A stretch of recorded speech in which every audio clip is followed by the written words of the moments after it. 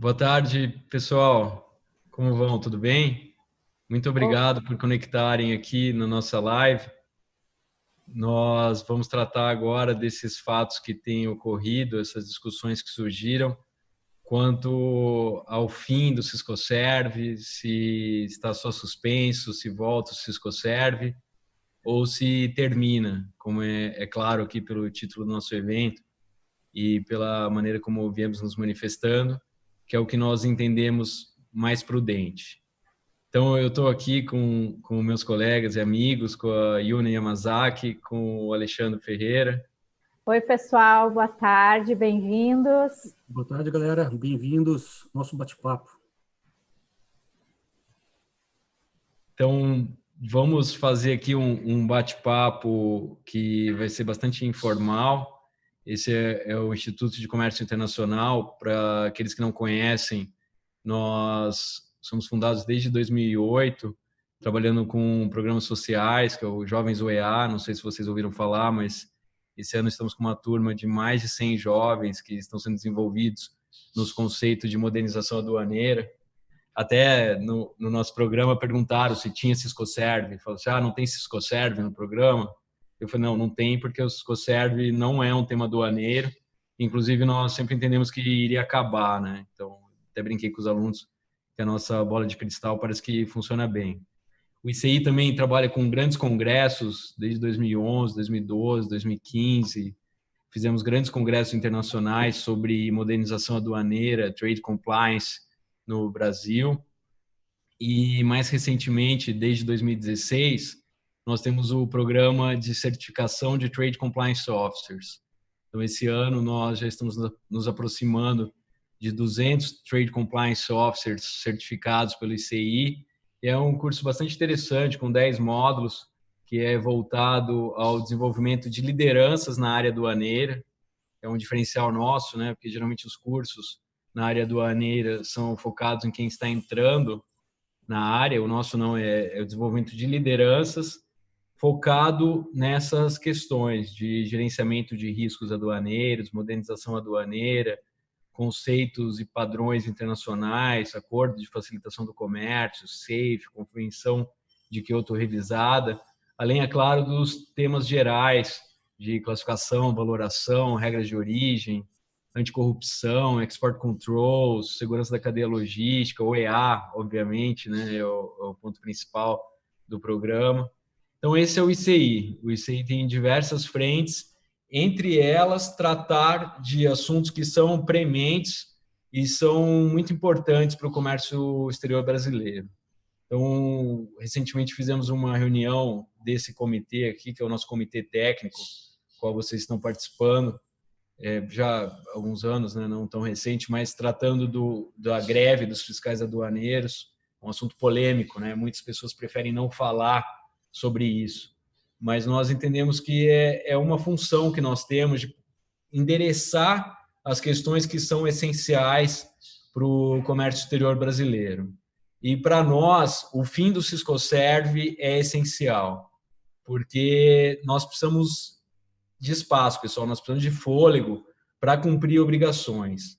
Tem vários sistemas que são importantes, sistemas que vão facilitar o comércio, que vão modernizar o comércio brasileiro, como é o novo processo de importação, que tem o catálogo de produtos, que traz toda uma sistemática nova, vai dar bastante trabalho para entrar, mas depois vai trazer muitos ganhos para nós.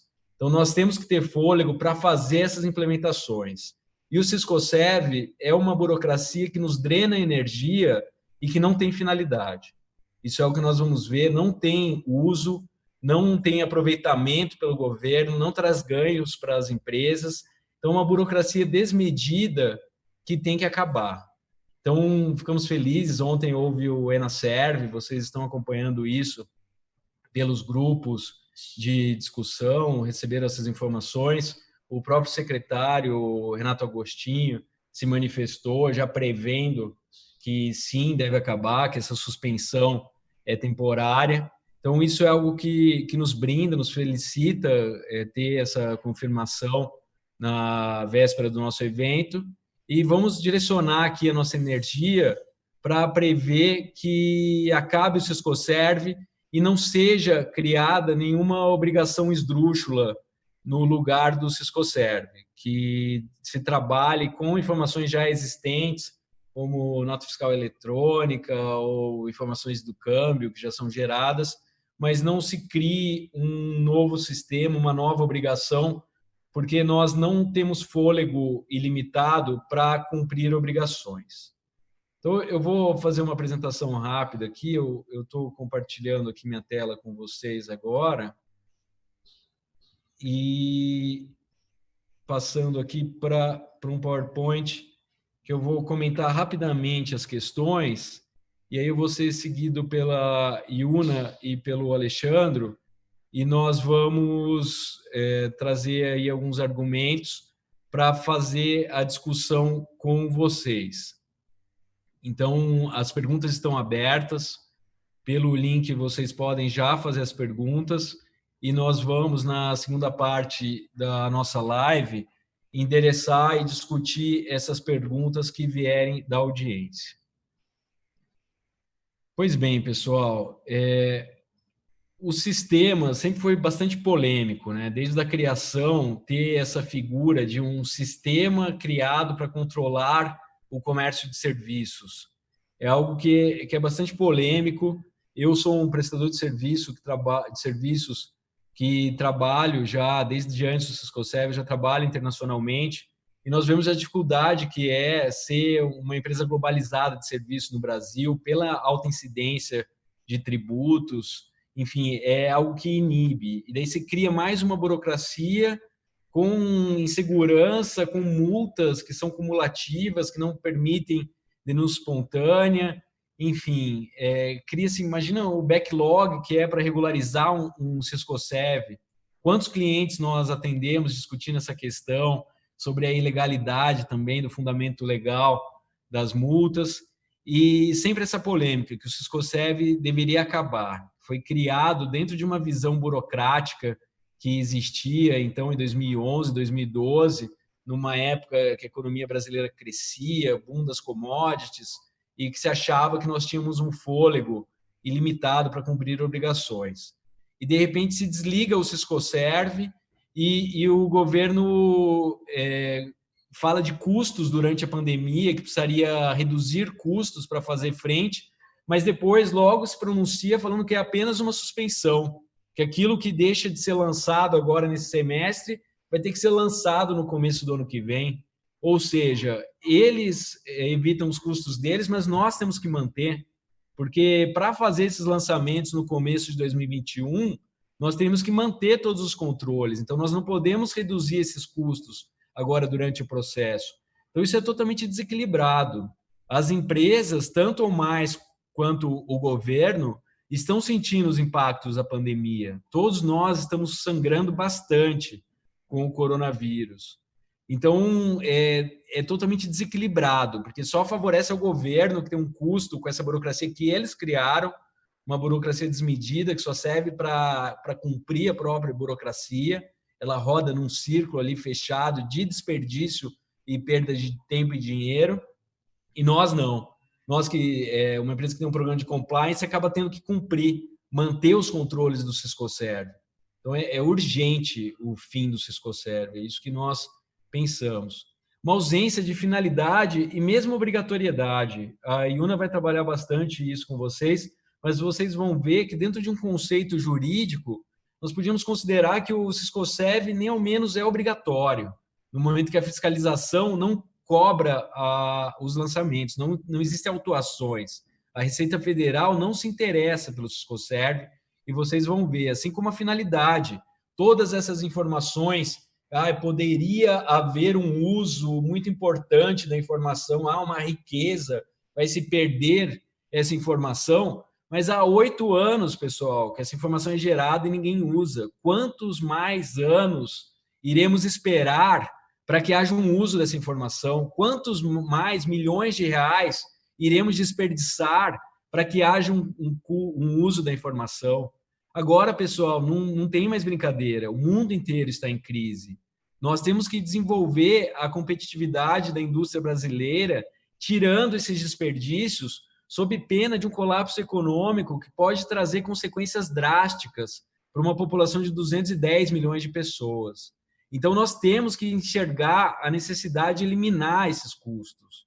E o Siscoserv talvez não seja toda a burocracia, eu tenho me manifestado bastante nas últimas semanas, sendo questionado apenas uma parte da burocracia. Sim, mas é uma parte que, se tirar, ninguém vai sentir falta, pessoal. Então, vamos começar por isso.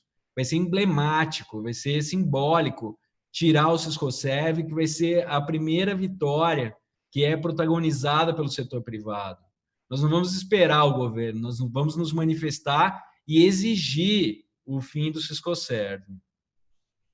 Então, isso está ligado a iniciativas de redução da burocracia. O governo brasileiro tem andado bem, temos visto digitalização, revisão de procedimentos, modernização na área aduaneira. Aqueles que me conhecem melhor sabem que eu tenho sido bastante crítico quanto à implementação do Acordo de Facilitação do Comércio no Brasil. Em 2017, eu me posicionei diametralmente contra a forma como vinha sendo conduzido e, coincidentemente, a Receita mudou a análise, mudou o time de responsáveis e hoje eu sou um dos maiores defensores desse time que está aí. O evento do Time Release Study, no 30 de junho, para mim foi o evento mais marcante de uma nova visão de modernização aduaneira. Eu estou muito feliz com a nossa aduana e o Siscoserv não pertence à aduana. Não pertence a ninguém o Siscoserv. O Siscoserv é uma figura que realmente ninguém sentirá falta. O Siscoserv é nocivo ao Brasil, pessoal. Vamos ter isso em mente. Mas é só mais um... Não, é um custo que tem que ser eliminado. Porque os custos da burocracia prejudicam o crescimento, pessoal. Isso é muito claro. As conclusões do Acordo de Facilitação do Comércio, eu não sei quantos de vocês conhecem a fundo esse acordo, eu não posso me estender, mas ele veio a substituir a rodada Doha da OMC. A rodada Doha, no começo dos anos 2000, visava a reduzir a tributação do imposto de importação em todos os países, extinguir imposto de importação. Isso se mostrou utópico, porque, ao contrário do Brasil, muitas jurisdições dependem do imposto de importação para pagar as contas públicas. No Brasil, o imposto de importação é uma parcela muito pequena da arrecadação total, por sermos um país rico, industrializado e produtor do setor primário e secundário. Então, qual foi a visão? Uma vez que Doha era utópico, se substituiu pela harmonização e simplificação dos procedimentos aduaneiros, porque se percebeu que o custo da burocracia, uns campinhos a mais na declaração de importação, um documentozinho que se pede um vistozinho, um reconhecimentozinho de firma, uma florzinha no canto, uma dobrinha, dobra de 3 jeitos, faz um origami com o documento. Tudo isso trava o crescimento, tudo isso é tempo perdido, mercadoria parada, burocracia, preenchimento de campos, trava o desenvolvimento econômico. E é essa visão do Acordo de Facilitação do Comércio. É por isso que nós saímos de DI para do INPE, visando a reduzir o número de campos. Aí estão todos os ganhos. E reduzir o Siscoserv é importantíssimo, pessoal, tirar uma parte do peso burocrático. Necessidade de eliminação de desperdícios, pessoal, isso é muito claro. Nós todos aprendemos muito com essa epidemia desgraçada que vem ceifando tantas vidas no nosso país, mas nós aprendemos que nós podemos viver sem sair de casa, nós podemos viver sem ter lazer, nós podemos viver em condições que eram inimagináveis 5 meses atrás. Então, nós temos que saber tirar esses desperdícios, nós temos que saber tirar os anéis para manter os dedos, e esses pesos desnecessários têm que ser tirados. Quantas privações nós estamos passando, quantas questões que nós julgávamos imprescindíveis, nós abrimos mão. Então, o governo abra mão dessa burocracia que é desnecessária. Isso é claro, pessoal, não tem como pensar de outra maneira. Os esforços têm que ser direcionados à modernização aduaneira. Nós, antes de melhorar, pessoal, o novo processo de importação vai melhorar muito, mas tem um aumento de trabalho para depois entrar em velocidade de cruzeiro e melhorar muito. Vamos pensar o tempo, o custo, a burocracia está aqui. vai piorar um pouco, mas depois vai melhorar muito. Então, para esse ramp-up de burocracia, nós precisamos de fôlego, nós precisamos de tempo, precisamos de profissionais. Então, esses profissionais, esse tempo, esse fôlego, que deixa de ser desperdiçado com o Siscoserv, vai ser usado na modernização aduaneira e isso vai fazer o Brasil crescer.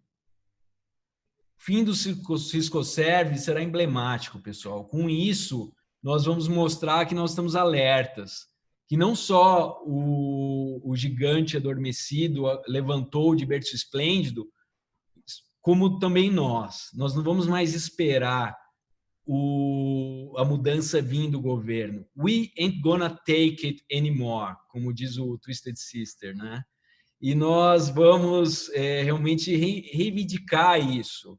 Aqui pelo setor privado, por pessoas profissionais, o ICI representa profissionais. Nós vamos cobrar das nossas entidades de classe que levem essa bandeira. Nós vamos buscar toda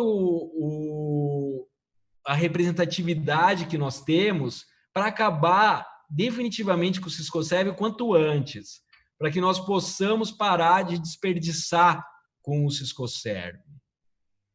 O receio das empresas, qual que é o receio, pessoal? Eu penso naquela frase, né? Quem não arrisca nada, arrisca tudo. Se opor ao governo, nós não estamos nos opondo ao governo. Esse é um modelo mental ultrapassado, pessoal, um modelo de uma ditadura. Nós não temos ditadura, nós vivemos numa democracia, e qualquer um pode falar qualquer coisa dentro do respeito do limite, né, ao próximo, mas pode buscar o que é melhor para a nossa atividade. Então, nós não temos que ter receio de nos opor ao governo, até porque nós não estamos nos opondo ao governo. Se nossa preocupação, como eu disse, é se opor à Receita Federal, nós temos que enxergar que a Receita Federal tão pouco prestigia o Siscoserv. Nós analisamos todos os relatórios de fiscalização da Receita, nunca fiscalizaram, nunca exigiram o Siscoserv. O Siscoserv é um filho sem pai. É alguma coisa que foi criada, ninguém se lembra por quê. E aí nós temos que nos manifestar para ajudar o governo. O setor privado, ao exigir o fim do Siscoserv, ajuda o governo, porque tem uma preocupação dentro do governo que seria impopular. Nós já criamos esses controles, publicamos não sei quantos manuais. Eu sempre me preocupei de não ler esses manuais, porque eu nunca gostei do Siscoserv. Quem me conhece sabe disso. Eu não exalto ignorância, eu procuro conhecer todos os assuntos aduaneiros e tributários também, e jurídicos, processuais. Eu sou bastante aficionado por conhecimento. Mas o Siscoserv não é nada disso, não é tributário, não é aduaneiro, não é jurídico, não é processual, é uma aberração. Então, nós vamos ajudar o governo, porque o governo não vai ficar com medo de ser impopular, dissolvendo uma exigência para a qual as empresas gastaram dinheiro, porque isso vai ser bem-vindo. Nós vamos deixar claro que isso é bem-vindo. Para quê? Para aumentar a nossa competitividade e evitar o colapso econômico, como eu comentei. Porque o Siscoserv é nocivo, pessoal. Dúvidas quanto aos ganhos com o fim do Siscoserv? Ainda existem dúvidas, pessoal. Se nós eliminarmos a burocracia, custa. Quanto as empresas de vocês têm gastado com o Siscoserv? Quanto vocês têm se sentido expostos por não cumprir ou ter dúvida quanto ao cumprimento ou uma classificação de serviços, criar uma classificação de serviços que segue o sistema harmonizado. É uma questão esdrúxula de criar uma burocracia que não existe, mais burocracia. O comércio internacional já é bastante complexo, pessoal. Se nós olhamos classificação tarifária, regras de origem e valoração aduaneira, são institutos complexos que foram criados para viabilizar o comércio entre quase 200 países. Então, não precisa mais criar burocracia, novas burocracias. Já é complexo o suficiente. Então, eliminar isso daqui vai trazer muitos ganhos para as empresas, não tenham dúvidas. Eu ouço perguntas, depois de tanto trabalho com a implementação, nós vamos abrir mão dos controles, nós vamos desperdiçar aquilo. Que cesse o desperdício, pessoal. Não adianta chorar pelo leite derramado. Infelizmente, isso foi feito. É algo, sim, para se lamentar eu tenho total empatia e me lamento pela história do Siscosev. Esse nome vai ser algo para nós termos gravado na nossa memória como algo que foi um erro do Brasil, mas persistir no erro é pior. Vamos reconhecer esse erro e vamos acabar com essa jabuticaba esdrúxula, que é o Siscoserv. É até feio, porque eu adoro jabuticaba. Chamar o Siscoserv de jabuticaba é ofensivo. E a força de trabalho especializada em Siscoserv? É uma força que se desenvolveu bastante com questões de software, de análise de operações, de processamento de dados, de assessoria para as empresas, e vai ser muito bem-vinda em outras atividades ligadas à modernização aduaneira. Estão faltando profissionais que possam, por exemplo, ser capazes de reduzir os tempos aduaneiros. Vocês, profissionais aduaneiros, estão acompanhando as conclusões do Time Release Study, que foi muito bem conduzido pela Receita Federal do Brasil. Precisamos de profissionais que saibam reduzir esses desperdícios do tempo parado. Então, esses profissionais vão ser direcionados, não correm um risco de perder profissionais. Bons profissionais estão em falta no mercado.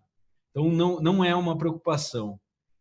Mais uma etapa do processo burocrático, é o que eu já falei, uma etapa que pode ser cortada. Ninguém vai sentir falta, pessoal.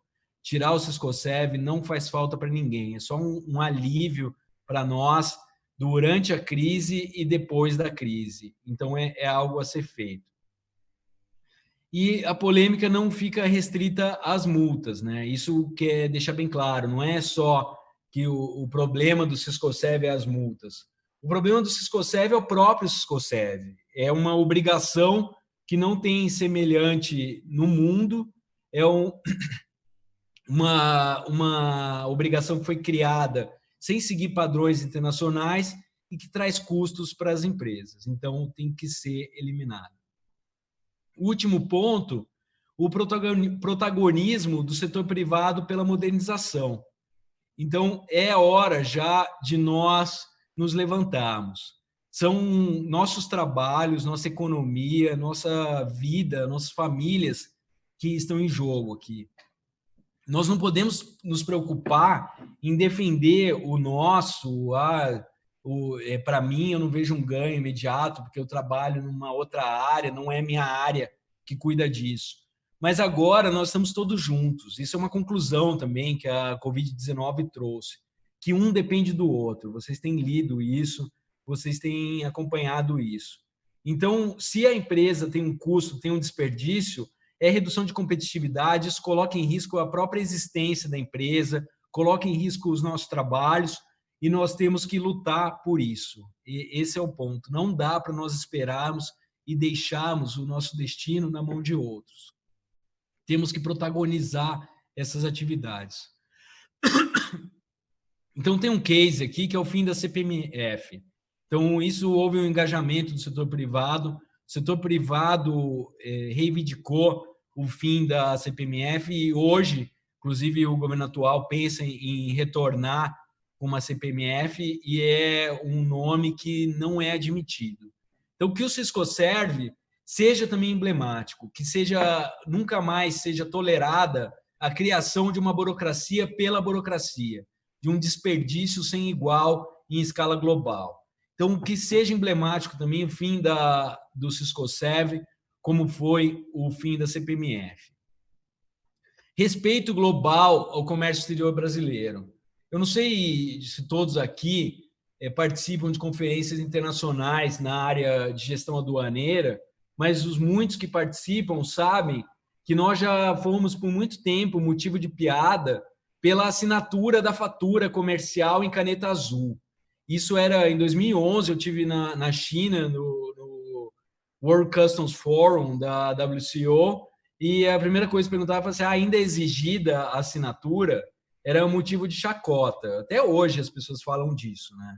Então, que nós consigamos demonstrar que nós acabamos com o Siscoserv.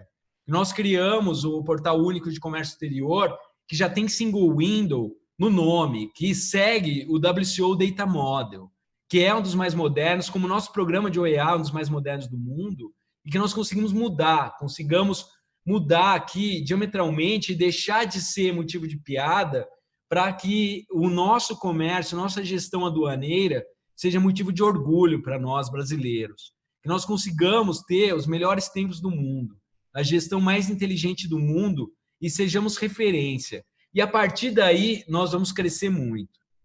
O Lars Carlson, que é o patrono do TCO, que muitos de vocês conhecem, o criador do Single Window, criador do OEA e tantas outras medidas de facilitação do comércio, ele sempre usa o exemplo da Coreia do Sul, que em 40 anos se desenvolveu de um país arrasado por guerras para uma referência, um país que hoje é considerado de primeiro mundo, a partir da abertura e da facilitação do comércio. Então, que o Brasil siga também esse caminho e que nós possamos deixar esse ambiente de crise para trás definitivamente. Setor produtivo é quem gera riqueza, pessoal. Nós não podemos ficar aqui 209 milhões e 500 mil habitantes à mercê de 500 mil pessoas que são os funcionários públicos do governo e que eles decidem, por própria liberdade, o nosso destino. Hoje, eu tenho visto pelas redes sociais uma mobilização muito maior de quem é interessado pela permanência do Siscoserv, de quem vive da burocracia. Essas pessoas falam, não, fique tranquilo, o Siscoserv vai voltar. Está sendo desenvolvido para se tornar ainda mais burocrático e mais caro para as empresas. Porque é isso que essas pessoas querem. Elas querem criar essa burocracia para ficar se locupletando dessa burocracia. Até quando, pessoal, nós vamos aceitar isso? Até quando nós vamos colocar tudo que nós temos em risco por medo de falar? Não podemos mais tolerar isso, pessoal. Já é o momento. Os defensores do liberalismo têm que se manifestar. E é isso que nós estamos fazendo agora, pessoal. Nós temos que deixar de ser cativos que foram sequestrados pela burocracia e que se apaixonam pela própria burocracia. Foi isso que eu quis tratar aqui nesse artigo, está publicado no LinkedIn e também no site de uma das nossas empresas, que é a síndrome de Estocolmo burocrática. Nós acabamos, acho que vocês sabem, né, o que é a síndrome de Estocolmo, mas é essa figura de nós nos apaixonarmos pelo agressor. Uma vítima de um sequestro, ela enxerga no agressor aquele que leva alimento, que fala que vai ficar tudo bem, que tem poder sobre a vida e a morte da pessoa, e gera uma sensação, que eu acho que é bastante trabalhado em psicologia, eu não sou psicólogo, mas uma sensação de dívida. Eu devo àquela pessoa, essa autoridade que não me autua, eu vou cumprir a obrigação e assim eu não vou ser autuado, esse é meu papel de abaixar a cabeça e aceitar. Eu sou advogado, pessoal, não sou anarquista. Eu defendo o Estado de Direito, mas o Estado de Direito que seja equilibrado, não no qual a burocracia simplesmente é criada para alimentar burocratas. Então, é esse o ponto. Nós temos que eliminar, nós temos que nos livrar dessa síndrome de Estocolmo e buscar a competitividade brasileira. O nosso mindset e dos nossos prestadores de serviço tem que ser adequado a essa exigência. Nós precisamos de parceiros que realmente nos representem. Então, é isso, pessoal. Eu creio que eu consumi um pouco demais o meu tempo, mas eu agradeço aí pela atenção de vocês. Eu vou interromper aqui o meu compartilhamento, está interrompido, e eu devolvo a palavra aqui. A gente vai seguir, né, com as apresentações e o debate vai vir em seguida. Então, eu passo a palavra aqui para a Yuna, agradecendo pela audiência de vocês. Olá, pessoal, boa tarde. Estão me ouvindo? Alexandre, estão me ouvindo? Sim. Legal. Então, pessoal, a gente está aqui, eu quero agradecer a todo mundo que está aqui também para escutar um pouco mais sobre o Siscoserv, sobre o fim do Siscoserv, na verdade. Eu acho que em toda a nossa vida aí, de comércio exterior, a gente viu muitas coisas que não fazem sentido, mas, de fato, o Siscoserv ganhou aí, está no top da lista.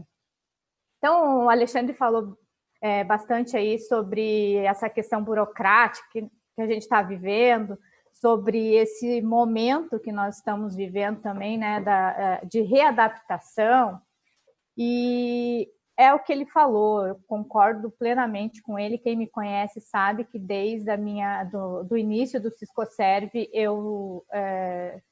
para mim é uma coisa totalmente sem sentido, não agrega nada, muito pelo contrário. O Siscoserve, eu costumo fazer uma analogia com quando a gente, para quem já furou uma parede para colocar um prego, por exemplo, um quadro, se você coloca a furadeira torta, ela vai torta até o final, né? E é isso que acontece no Siscoserve. E hoje nós vamos falar um pouquinho mais aqui sobre a finalidade, sobre a obrigatoriedade, sobre uma questão legal, sobre essas normas. E aí, no final, aí a gente também vai fazer um debate entre nós aqui com as perguntas de vocês. Fiquem à vontade de mandar suas perguntas. Eu quis fazer uma analogia aqui com o mundo animal, porque no mundo animal tudo se encaixa perfeitamente, né? E os animais, eles estão sempre evoluindo, eles estão se adaptando e evoluindo. E é isso que a gente precisa para trazer aqui para o comércio exterior. Nós estamos aí numa era de OEA, nós estamos numa era de facilitação do comércio, de Time Release Study, que foi um marco aí para o comércio exterior. E a gente não pode ficar preso a essas questões que nos consomem diariamente. A questão da finalidade do Siscoserve, se nós analisarmos a questão teórica normativa contida na legislação e também no que trouxe aí o sistema do Siscoserve, que instituiu, quer dizer, a obrigatoriedade da prestação dessas informações, está claro na legislação que é apoio ao comércio exterior e aprimoramento das ações de estímulo por parte do governo na questão do comércio de serviços. Aqui eu vou fazer um parênteses para a gente deixar muito claro que nós não estamos falando de comércio de serviços, importação e exportação de serviços. Nós estamos falando da inépcia do Siscoserve, dessa prestação das informações. É óbvio que o comércio de serviços faz parte da evolução do Brasil, da economia, é uma parcela extremamente significativa para a economia, mas uma coisa é o comércio do serviço propriamente dito, e outra é essa questão de nos pautarmos aí nessa obrigatoriedade sem sentido. Então, vejamos, desde o lançamento do Siscoserve, lá em 1º de agosto de 2012, do sistema, quanto que teve de investimento do governo federal nesse sistema?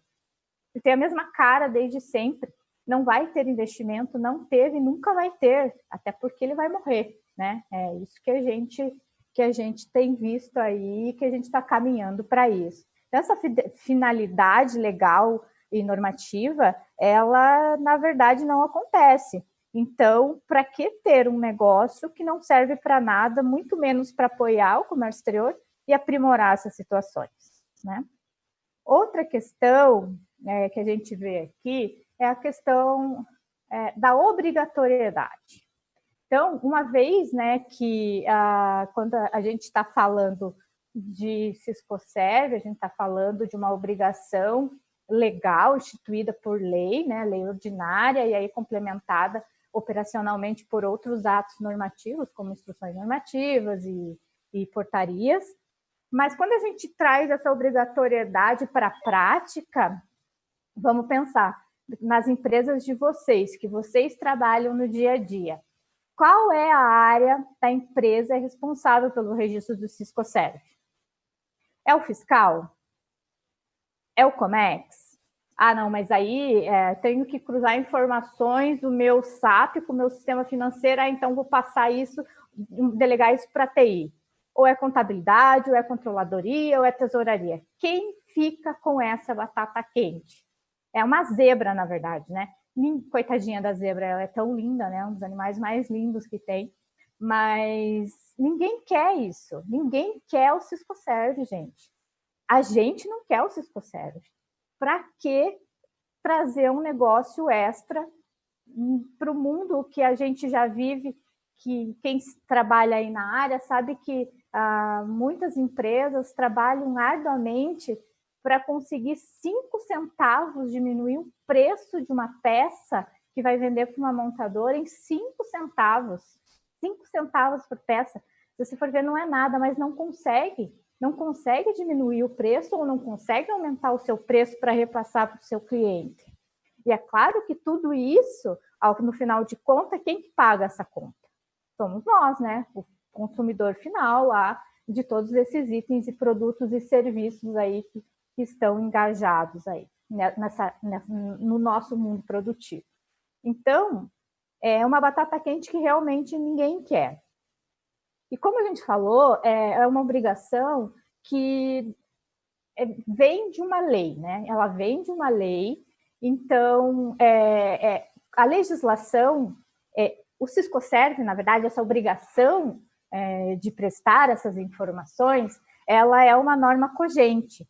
Então, o que significa isso? A legislação impõe essa obrigatoriedade da prestação dessas informações, independente da aceitação do contribuinte.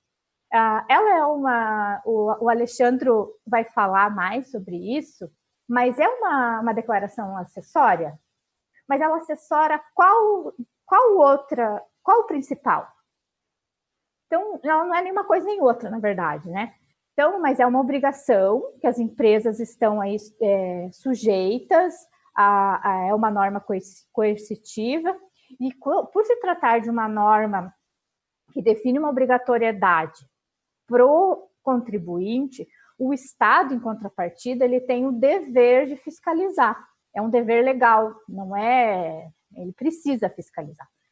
Mas agora a gente pergunta, o Alexandre comentou isso também na apresentação dele, e é fiscalizado? Alguém já viu um auto de infração de Siscoserv? Não, né? Ainda bem, porque as multas do Siscoserv são absurdas e completamente descabidas. Então, não entrando nessa questão do mérito da multa, mas na questão da fiscalização, a gente trouxe aqui alguns dados que estão disponíveis lá no site da Receita Federal, no site do MDIC. Primeiro, vocês percebam aqui que essas estatísticas são de 2018. É o último relatório estatístico que a gente tem, de 2 anos atrás. O ano passado nem mexeram nisso. O Alexandre comentou sobre os manuais. Quantos manuais tiveram? 12 manuais. 12 manuais com, sei lá, quantas páginas falando sobre a mesma coisa. Aí, quando a gente entra no resultado das fiscalizações, desde 2011 até 2009, nos relatórios que a Receita disponibiliza, a gente não encontra nada de Siscoserv. Zero Siscoserv. Os dados não aparecem em nenhum dos relatórios oficiais disponibilizados pela Receita Federal. Zero. Por que isso? Porque eles não têm interesse no Siscoserv. Nem o governo tem interesse. O Alexandre falou, é um filho sem pai. Que dó, é um filho sem pai, é um filho que ninguém quer. Coitado, ninguém quer. Então, para que manter esses custos? Ok, o governo pode suspender lá os prazos para economizar do lado deles. Mas e as empresas? Mudou alguma coisa para as empresas? Mudou nada. Porque elas continuam tendo que fazer controles à parte para depois de 1º de janeiro, trazer isso e registrar tudo isso. Me parece completamente descabido alimentar um sistema que sequer aparece nos planos da fiscalização. Eu posso estar muito errada, gente, mas, sinceramente, não faz sentido nenhum. E aí a gente entra num loop num loop colonial, na verdade, que a gente está acostumado com essa burocracia. Então, a burocracia ela é imposta para nós, goela abaixo, como costumo dizer, e a gente tem que achar tudo bem, tem que estar tudo bem, enquanto os nossos negócios estão aí, quantas empresas estão lutando para sair dessa crise, ou pelo menos para se manter nessa crise. E aí a gente tem que ficar com departamentos, com pessoas, com registros, com esse custo na mão. As áreas têm que alocar esse custo no seu centro de custo. Custo de Siscoserv que não tem nenhuma contrapartida, gente. Eu trouxe aqui algumas publicações sobre a burocracia, né? Falar de burocracia no Brasil é chover no molhado, né? Porque a gente está tão envolto aí em burocracia que a gente parece que não consegue enxergar o final da linha. Mas então, se a gente não enxerga o final da linha, vamos enxergar o começo. Qual que é o começo? Tem como acabar com a burocracia toda de uma vez? Não tem, mas vamos começar de alguma parte. Qual é essa parte? Hoje o nosso propósito é dar um empurrão para que o Siscoserv, no caso, vá embora de uma vez por todas. Então vejam aqui algumas publicações, né, que eu trouxe. Pelo 5º ano seguido, o Brasil arrecada, mas não dá retorno. Não dá retorno, gente. Quantas vezes a gente reclama que não tem saúde, não tem educação, não tem transporte, não tem nada de qualidade? Para quê? Para que manter mais um custo na nossa mão? Mais uma questão aqui, até esse ponto aqui foi trazido num artigo que o Alexandre publicou algum tempo atrás, muito legal, gente. Está lá no nosso link do evento, lá, leiam, é muito interessante. O próprio Tribunal de Contas da União comentou: o Brasil é campeão de burocracia. Nós somos campeão de quê? De burocracia, ok? Estamos lá no primeiro da linha na burocracia. Que bonito para nós, né? A TCU aponta excessos burocráticos que prejudicam os negócios. Legal, muito legal. Claro que não. Nós estamos, como eu falei, torcendo, fazendo. Tem empresários, tem profissionais, que não dormem à noite pensando em como que vai ser o seu dia amanhã. E a gente agarrado no Siscoserv, não é possível. Esse dado é importante aqui. Empresas gastam 1.958 horas por ano para vencer burocracia tributária. E o Siscoserv está aqui dentro. Só que, imagine, não é tributário, não é Comex, não é nada. Isso, não é nada. E a gente está lá, trouxe mais uma declaração para dentro de casa que sem sentido. Mais um ponto aqui com relação aos relatórios do Banco Mundial, né? Vocês devem acompanhar os rankings do Banco Mundial. O Brasil é o país em que o empresário gasta mais tempo para pagar impostos. Não é só pagar impostos, né? É apurar o imposto, é registrar, fazer todos os trâmites necessários. Então, imagine, 62 dias e meio no Brasil. 62 dias e meio a gente fica lá parado só apurando imposto. Esse é o relatório, do último relatório de 2009, do Doing Business. De 190 países, nós estamos bem, hein, gente? 184, nosso ranking, a nossa posição. Nosso score um dos mais baixos, com relação ao pagamento de tributos e apuração de tributos. Está disponível lá no site do Doing Business. É um estudo bem completo. Quem não conhece, vale a pena conhecer, bem bacana. Então, mas como que está hoje o Siscoserv? E como que vai ser amanhã, né? A gente tem visto aí muita especulação que não vai acabar, que vai acabar, que não vai acabar. Nós estamos aqui defendendo o fim do Siscoserv, inclusive o nome da nossa live hoje é pelo fim do Siscoserv. Então, hoje nós estamos com prazos suspensos e sistema Siscoserv desligado temporariamente. Por que o Brasil tomou essa atitude? Para direcionar seus esforços no combate da pandemia. Aí, quem está acompanhando as notícias, na semana passada até saiu em alguns veículos de comunicação dizendo que o governo brasileiro não gastou todo o dinheiro que tem para gastar com a pandemia. E aí eles desligam o Ciscoserv para direcionar esses recursos para a pandemia? Não sei, enfim, me parece um pouco estranho. Por que desligaram o Ciscoserv? Porque não serve para nada.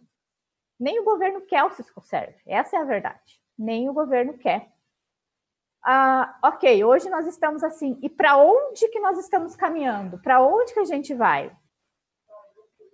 A gente, inclusive, o Alexandre falou sobre o ENASERV aqui, eu assisti o ENASERV ontem, acompanhei, no penúltimo painel, que foi o painel apresentado pelo Renato Agostinho, ele falou com todas as palavras que o governo está, sim, estudando o fim definitivo do Ciscoserv e que há, sim, essa possibilidade de não haver mais Ciscoserv. Então, não são nossas palavras do ICI, não são minhas como profissional de comércio exterior, mas sim do governo federal. E se o governo veio a público num evento especializado em serviços a falar que sim, o governo está avaliando, é porque já avaliou. Sinceramente, o governo não quer mais isso.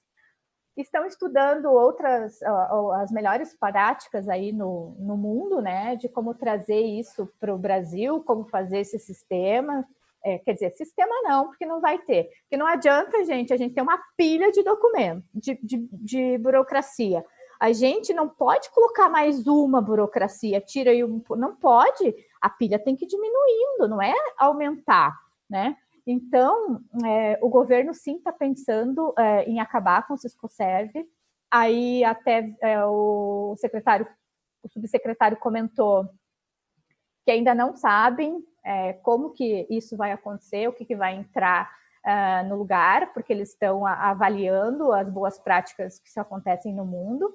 Então, vamos acompanhando isso daí, que deve acontecer nos próximos meses também. Mas, depois do evento de ontem, ficou claro para nós que o Ciscoserv não vai mais existir. Então, a gente foi até agraciado com esse ENASERV um dia antes da nossa live, com essas palavras do subsecretário Renato Agostinho, né? Eu trouxe aqui só umas curiosidades para vocês, eu não quero me alongar muito, porque nós temos ainda uma palestra super interessante que vem pela frente com o Alexandre, mas só para vocês terem uma ideia. Mais de 430 soluções de consultas publicadas sobre Ciscoserv. E se você entrar lá, a maioria é sobre frete de importação e exportação. O último relatório estatístico de 2018, que a gente comentou, havia antes um chamado Ciscoserv Dash, que não tem mais. Você até entrar no link do Ciscoserv Dash, não tem mais. De todos os serviços registrados, o maior número de operações é relativa a frete marítimo, frete aéreo. Essa informação ela já está registrada. Ela está registrada em campo específico do Siscomex. Se o governo quer estatística disso, vai lá pegar. Ele consegue ver isso. E o segundo em valor. Então, imagine, a gente está fazendo uma coisa que a gente já tem. Para quê? Até fazer uma analogia, chover no molhado mesmo, né, gente? Fazendo um negócio que, para quê? Não precisa. E sim, a gente está aí no momento de mudanças, e nós, como ICI, a gente sempre luta muito para a modernização do comércio exterior, né? E a gente tem plena certeza, como diz a música aqui do Legião Urbana, que ainda a gente tem muita chance ainda, mas isso depende de nós, né? Daí lembro de outra música já. Mas o TRS, o Time Release Study, apresentado pela Receita Federal no último dia 30 de junho, deixou claro que grande parte da ineficiência logística de tempo de desembaraço aduaneiro no Brasil é do setor privado. Então, se não partir da nossa mão, a gente não pode mais ficar refém dessas coisas. E o governo federal tem agido, né, como o Alexandre falou, a nossa aduana tem agido muito bem para essa questão da modernização do comércio exterior. E o Ciscoserv tem que sair, tem que acabar. E aí, gente, sinceramente, só quem não quer ver, né? Essa era a mensagem que eu queria deixar para vocês, depois a gente vai discutir um pouquinho mais, mas agora eu agradeço a todos e passo aí a palavra, eu vou parar de compartilhar minha tela e passo a palavra para o Alexandre, que vai trazer aí para a gente novos horizontes sobre esse debate do Ciscoserv. Obrigada, pessoal.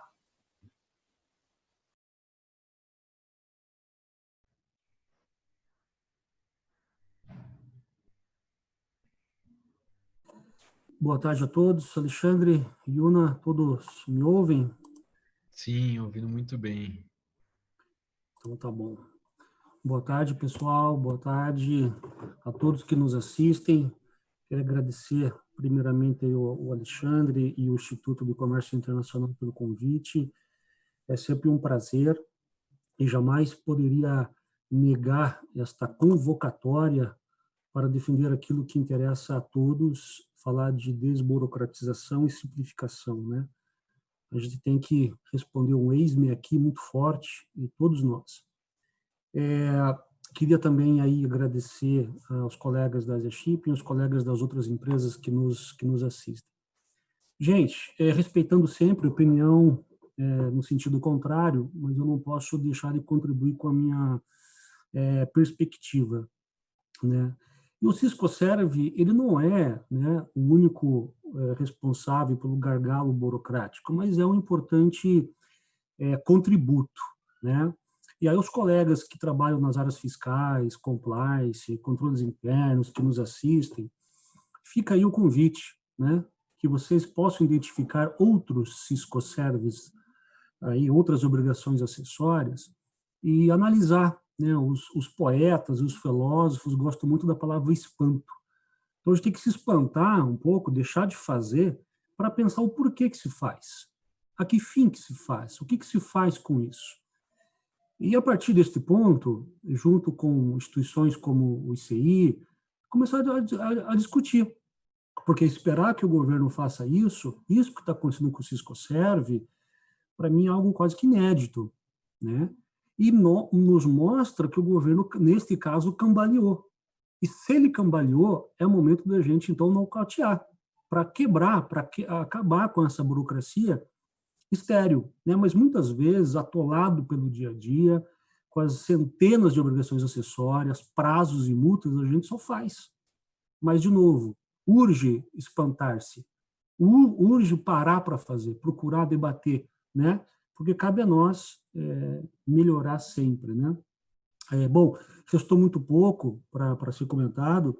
Eu vou, dado a competência, a riqueza do que o Alexandre e a Yuna já nos trouxeram, mas eu vou oferecer de forma rápida alguns pontos de reflexão. O que nós estamos fazendo aqui é argumentação, né?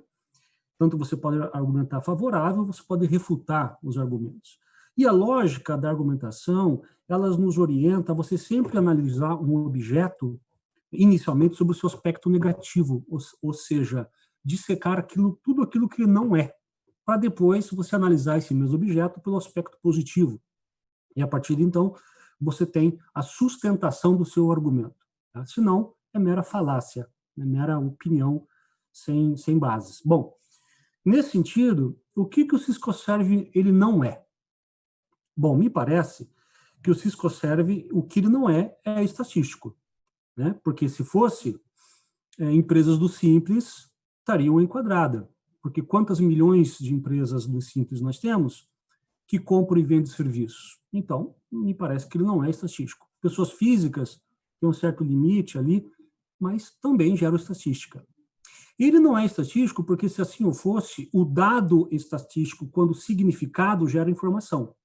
E dessa informação, políticas e ações. Como não é o caso, estou vendo mais para frente, eu tenciono a defender que o que ele não é estatístico. O Ciscoserv não é obrigação acessória, porque nós sabemos, e tem um artigo muito competente escrito pelo próprio Alexandre Lira sobre isso daí, que a Receita Federal ela pode administrar, fiscalizar e tratar de obrigações acessórias dos tributos que ela administra, né? Portanto, a lei que instituiu o Siscoserv definiu expressamente que o sujeito ativo da obrigação é o MDIC, né? Atual Ministério da Economia, e não a Receita Federal. Então, ele não é obrigação acessória, ele é apenas obrigação de fazer, né? Então, ele não é obrigação acessória.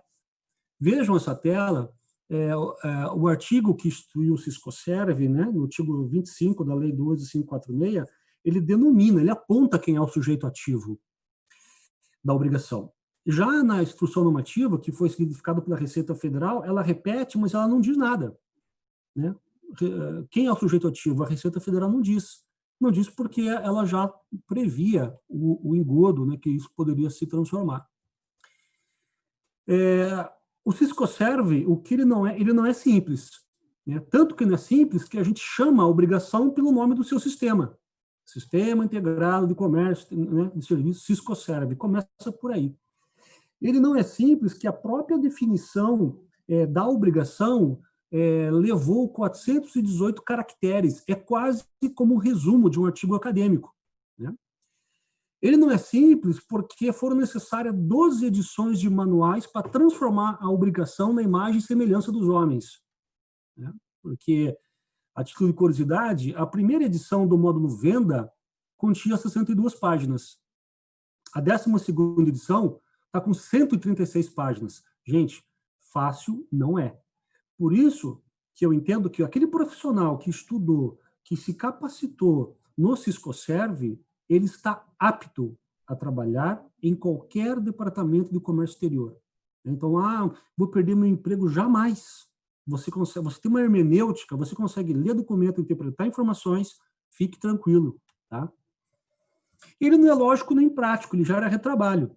Comentando com vocês um pouco da indústria em que eu trabalho, né, na Asia Shipping, uma empresa de logística internacional, e a Iuna falou do frete internacional. O frete ele está disponível por diversos intervenientes, armador, companhia aérea, agente de carga, importador, exportador, em diversas plataformas, Mercante, Siscomex. Então, é apenas retrabalho.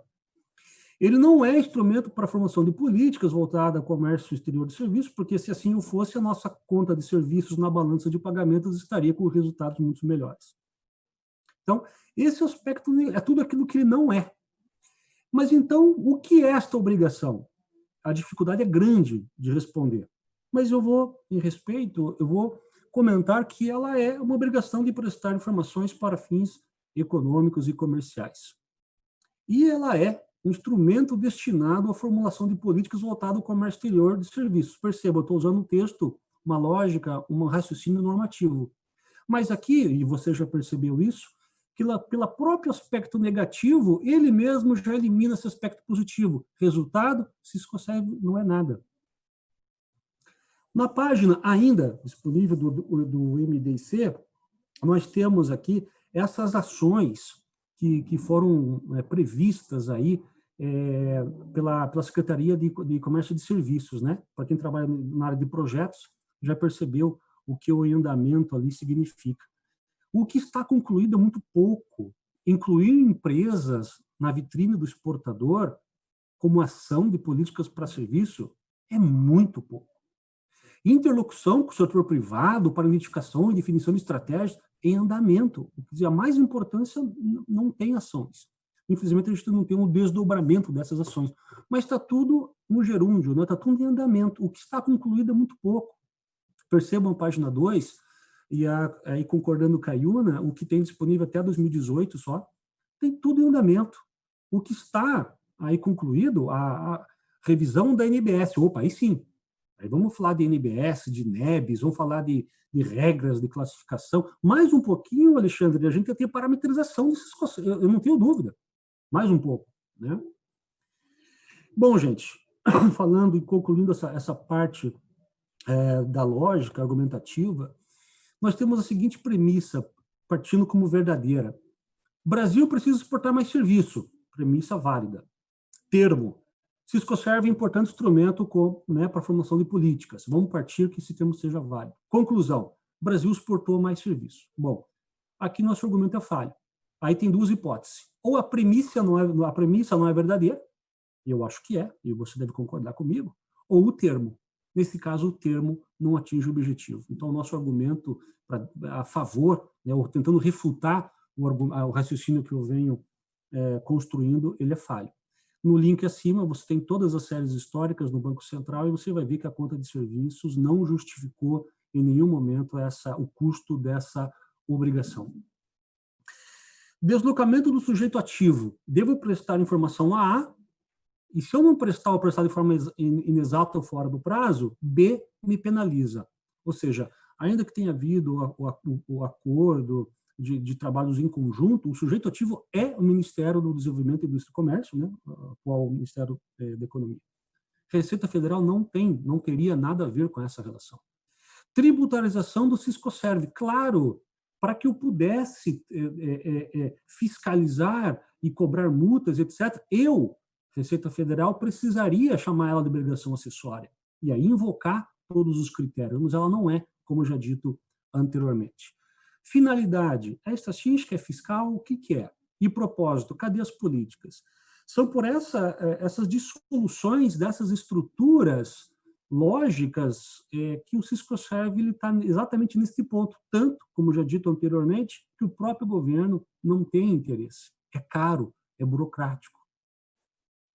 Rapidinho, vou contar aí, eu coloquei 4 cases, dividindo com vocês aí. Fase pré-solução de consulta 257, que no nosso setor foi bem emblemática. Ninguém sabia o que era o agente de carga. Quer dizer, nós sabíamos, e outros colegas, né, também. Mas, assim, o contrata frete, não contrata, você registra o frete, né, e virou um caos a parte do frete internacional. Quantos cursos, quantas discussões não foram feitas, e aí quase que se reduziu o Siscoserv a frete internacional. Pelo menos, né, naquilo que a gente percebia, e não era esse caso. O case número 2, isso aconteceu na empresa em que eu trabalho, nós estávamos participando de um processo concorrencial, e um dos requisitos era assim, você deve fazer o Siscoserv em seu nome. Aí a gente, na ocasião, junto com meu grande amigo e professor Djalma, que estava à época na Asia Shipping, a gente defendia sempre o que a gente entendia. Se não, eu não posso fazer o frete em meu nome, porque tem 2 problemas. Primeiro, eu posso ser penalizado por informação incorreta, e segundo, você.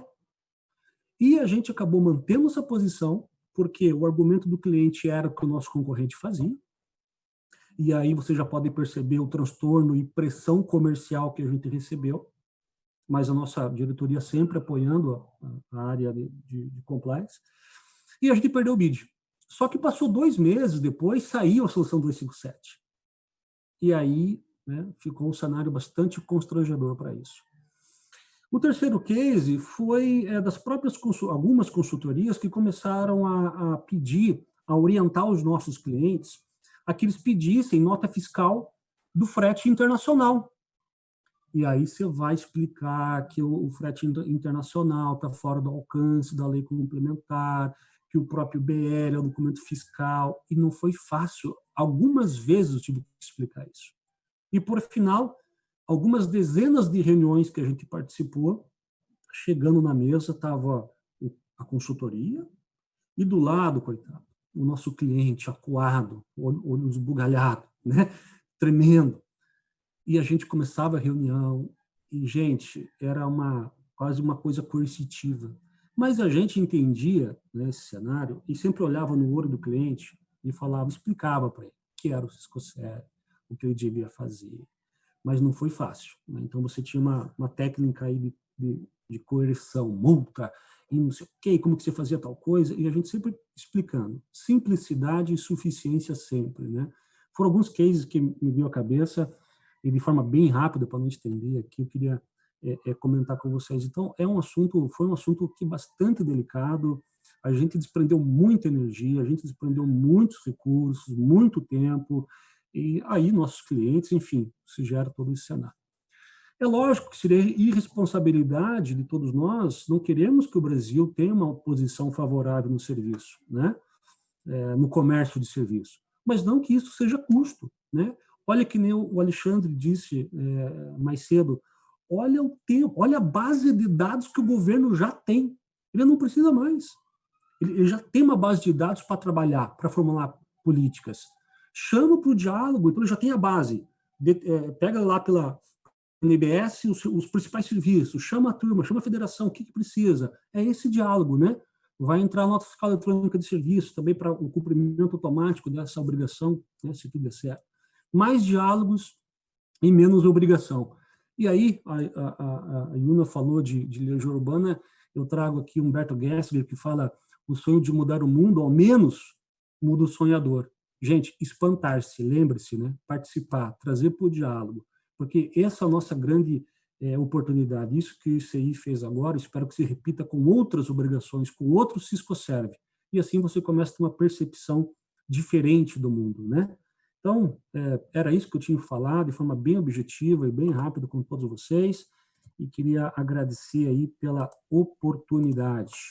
Eu vou estar parando de compartilhar e passo a palavra aí para o Alexandre aí tocar, seguinte, o nosso diálogo aí. Muito bom, Alexandre, muito bom, Yuna.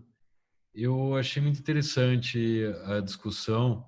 Nós temos algumas perguntas aqui para discutir da audiência. E esse ponto aí da exportação de serviços, né? Eu acho que é todo o pano de fundo da criação do Ciscoserv. E eu adorei o seu silogismo, Alexandre. Você é um estudioso, né? Quem conhece o currículo do Alexandre se impressiona. E você trazer essa demonstração, você torna lógica a conclusão, né? A conclusão acaba sendo obrigatória, essa visão da maiêutica socrática, né? Eu, na minha atividade profissional, talvez há 8, 7 anos, eu tenho trabalhado exportando para empresas do hemisfério norte serviços que eu tomo de parceiros em outros países da América Latina. E o que acontece? Que muitas vezes eu não sou competitivo porque eu tenho que pagar imposto de renda retido na fonte, CID em alguns casos, PIS/COFINS, ISS, e serviços que eu importo, por exemplo, da Argentina. Eu tenho um parceiro na Argentina que vai dar um parecer e eu tenho que dar consolidar esse parecer com uma situação no Brasil e vender para uma empresa na Alemanha. E aí eu tenho que pagar uma tributação que chega a 50% no valor do serviço que eu importei da Argentina. Então, isso faz com que eu não seja competitivo. O problema não é a informação, não é a base de informação, a classificação do serviço. Isso não é problema para mim, setor privado. O problema é um aumento de custo que eu tenho, que nos Estados Unidos não tem, por exemplo. Se eu tivesse esse negócio nos Estados Unidos, eu não teria um dólar, no caso, a mais de pagamento de impostos. Então, realmente, essa premissa acaba não se justificando. Eu acho que eu vou trabalhar aqui com algumas perguntas que vieram dos participantes, e aí depois a gente pode seguir com outras questões. Eu vou fazer por ordem aqui as perguntas, citando o nome aqui de quem fez. Então, boa tarde aí para a Andréia Marchioli. Prazer receber sua pergunta aqui, André. Então, inspirados no perfil de facilitação proposto pelo Portal Único, poderiam os serviços também seguir a mesma linha? Ou seja, ter uma visão de uma sistemática que servisse, enfim, que fosse mais ágil para controlar esse comércio de serviços? Queria ouvir a opinião da Yuna e depois do Alexandre também, por favor. Bom, eu acho que o governo tem toda a condição de fazer algo parecido com o que já tem.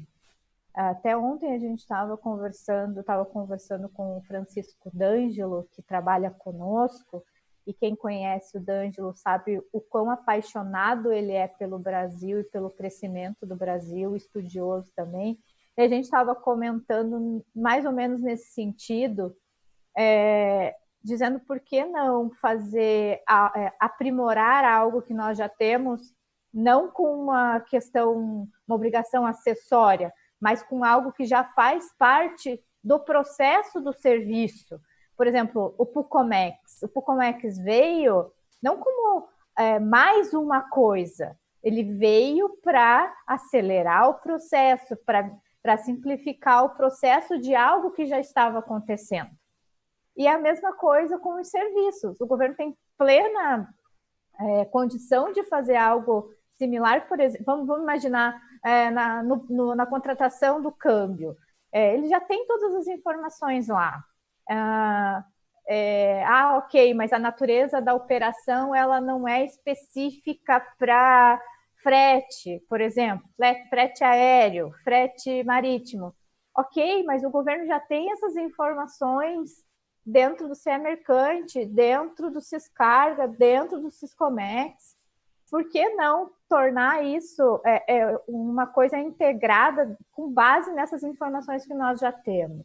Então, respondendo a Andrea, acho perfeitamente possível que isso seja feito tendo como ideia o PUCOMEX, mas não mais um portal, mais um custo. Não é mais um custo. A gente já tem essas informações, a gente só precisa trabalhar com essas informações.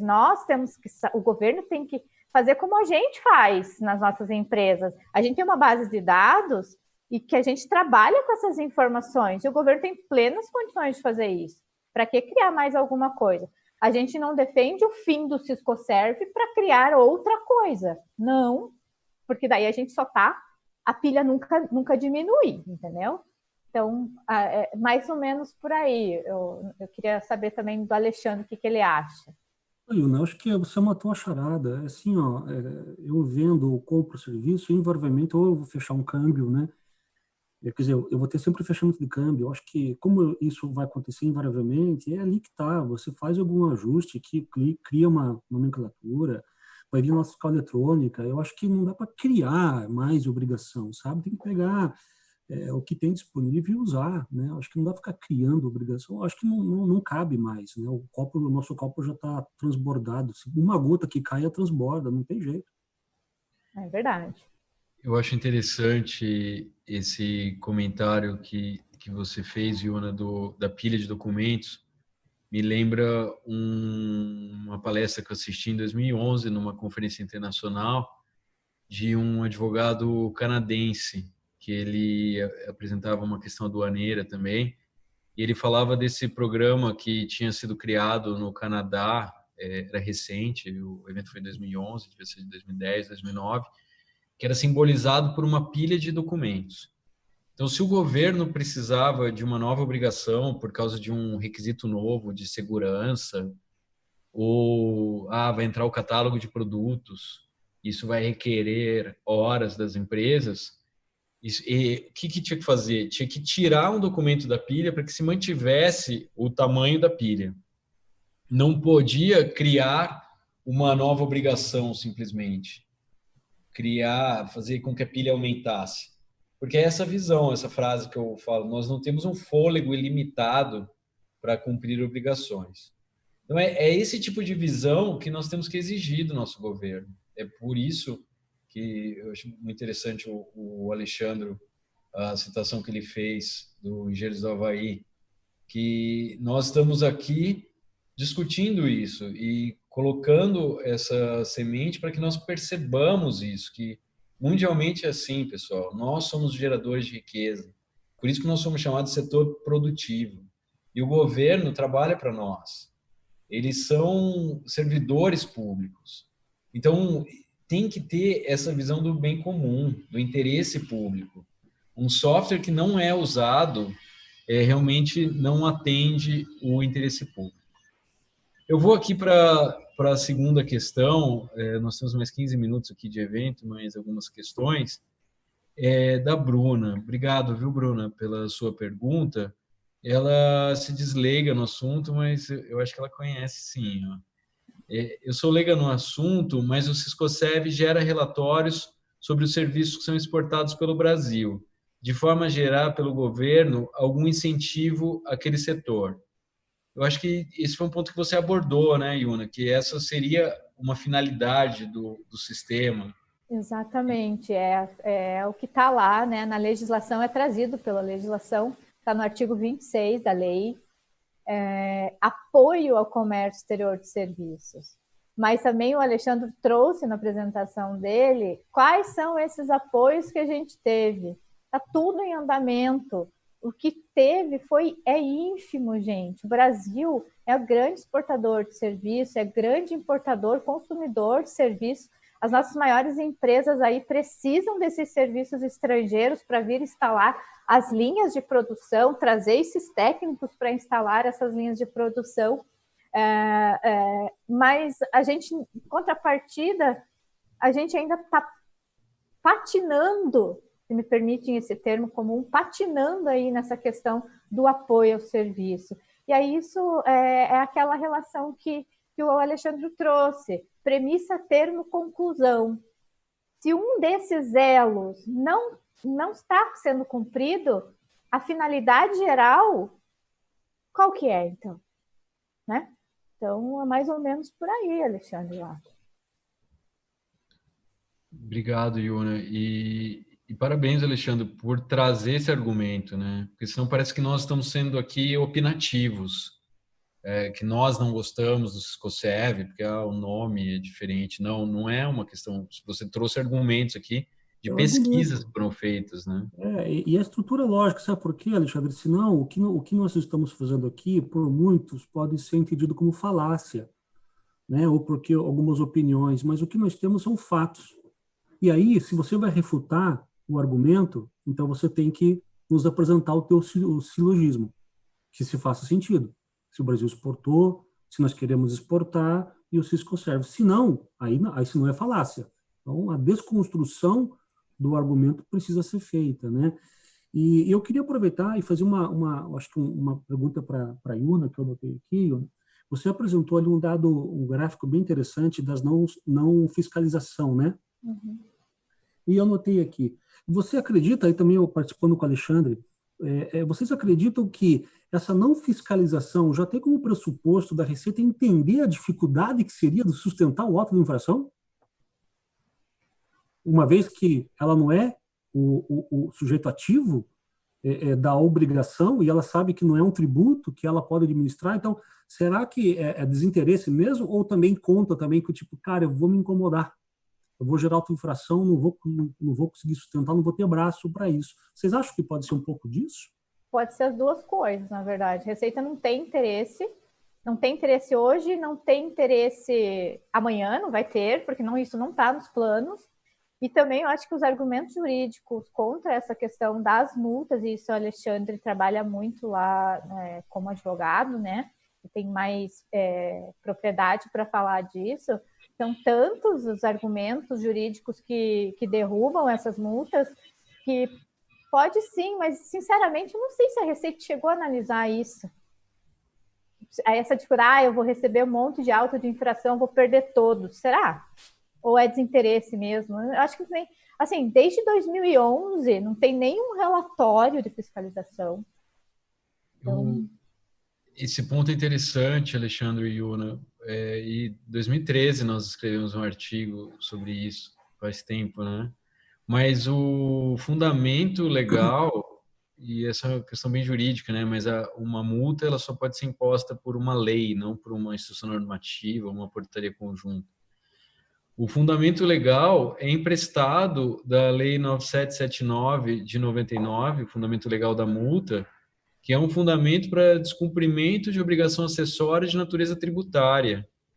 E o Ciscoserv não tem natureza tributária. Desde 2012, eu venho dando parecer para os meus clientes para falar: denúncia espontânea não é aceita, devo pagar a multa? Eu entendo que não, porque é uma multa ilegal. A cobrança da multa sem respaldo em lei estrito sensu é algo que não é compliant. Então, sair pagando essa multa é rasgar um dinheiro do acionista. Então, o compliance não pode ter uma visão rasa. Você que é um profissional de compliance, Alexandre. Não adianta simplesmente, eu vou fazer para não ter complicação. Eu acho que nós temos que ter um compliance com o acionista também. Então, uma multa que não tem fundamento jurídico, ao meu ver, não é uma obrigação. E, Alexandre, permita, eu sou filho do cabeleireiro, então eu falo bastante, tá, gente? É que você falou um dado interessante, quer dizer, dentre outros, né? Um dado que eu anotei aqui, modelo mental ultrapassado. E por que eu notei aqui, né? Porque muitos anos eu trabalhei com despacho aduaneiro, e mesmo agora, né? Você fala assim para o cliente às vezes, vamos entrar, a Receita está em greve, o cara, vamos entrar com um processo judicial. Não, meu Deus do céu, vou sofrer retaliação, né? Não, tem uma estratégia de tal coisa, vamos entrar. Não, porque tem essa mentalidade ainda lá dos anos 80, um pouquinho mais cedo talvez, de receio, né? De ser retalhado, receio eu acho que a gente tem que superar isso daí, né? Hoje a justiça, enfim, eu sou otimista, né? Então ela tem funcionado bem, e tem que ser usada, né? Não pode ter essa mentalidade ultrapassada e o receio de fazer uma crítica, de você não, né, ficar tolher a tua oportunidade de participar, de criticar, com receios, né, de retaliação ou de críticas, etc. Eu acho que essa mentalidade, modelo mental ultrapassado, de fato a gente tem que estar mais alinhado, né, Alexandre?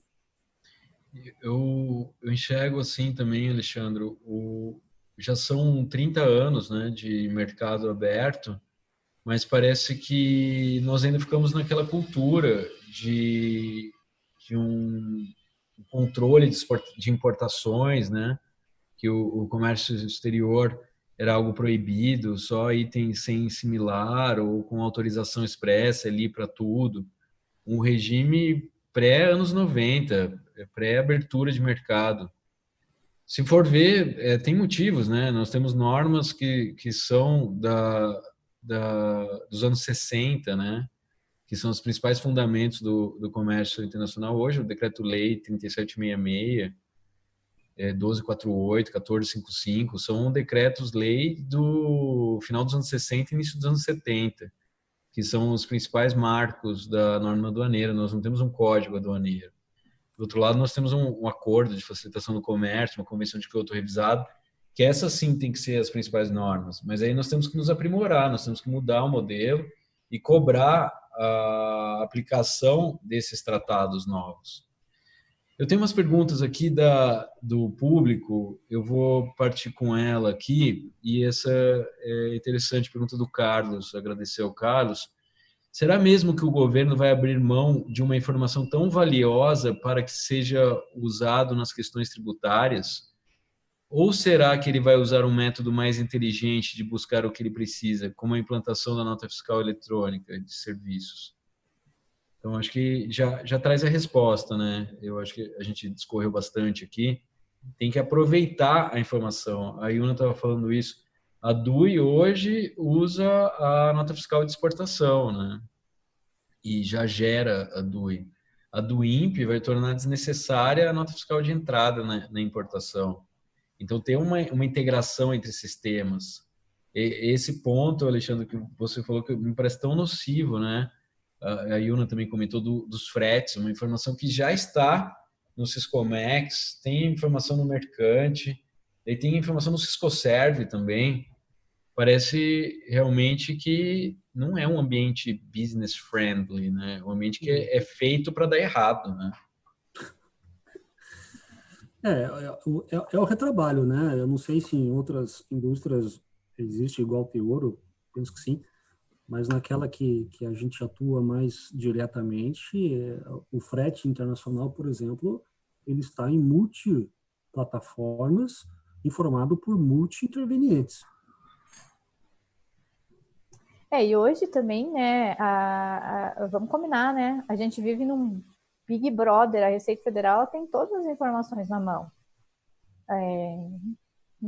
Não tem essa. Quais as informações que estão no Siscoserve que a Receita não tem? Exato.